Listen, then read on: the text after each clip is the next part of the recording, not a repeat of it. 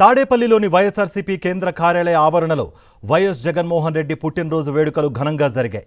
ఈ సందర్భంగా దివంగత నేత వైఎస్ రాజశేఖర రెడ్డి విగ్రహానికి పూలమాలలు వేసి నివాళులర్పించారు. అనంతరం party state coordinator Sajjala Ramakrishna Reddy భారీ కేక్ కట్ చేసి బర్త్డే వేడుకలు ప్రారంభించారు. ఎమ్మెల్సీలు లేళ్ల అప్పిరెడ్డి, హనుమంతరావు, కల్పలతారెడ్డి, మాజీ మంత్రి Vellampalli Srinivas, mayor Rayana Bhagyalakshmi, party senior నేతలు దొంతిరెడ్డి, వేమారెడ్డితో పాటు వందల సంఖ్యలో పార్టీ నాయకులు, కార్యకర్తలు ఈ వేడుకల్లో పాల్గొన్నారు.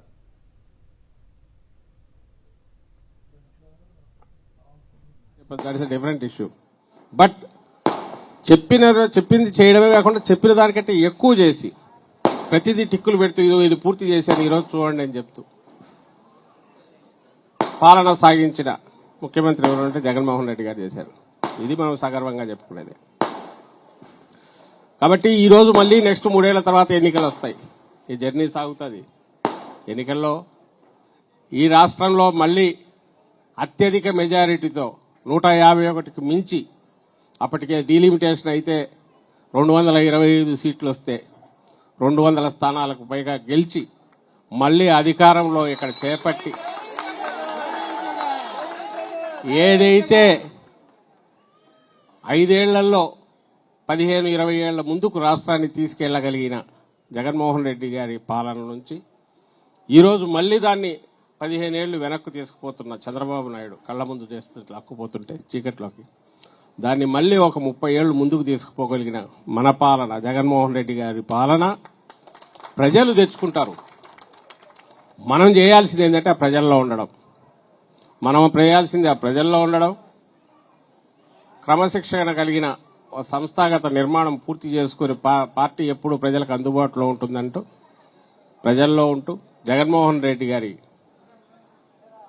ఆయన ఏదైతే బాట పెట్టుకున్నారో నెక్స్ట్ 3-4 ఏళ్లకు దిశానిర్దేశం ప్రకారం మనం అడుగులేస్తూ పోతే ప్రజలు ఈ రోజే నిర్ణయించుకున్నట్టు మనకు ఎక్కడ చూసినా ఏ రోజు ఏ కార్యక్రమం చేపట్టినా వస్తున్న రెస్పాన్స్ బట్టి చూస్తే అర్థమవుతుంది.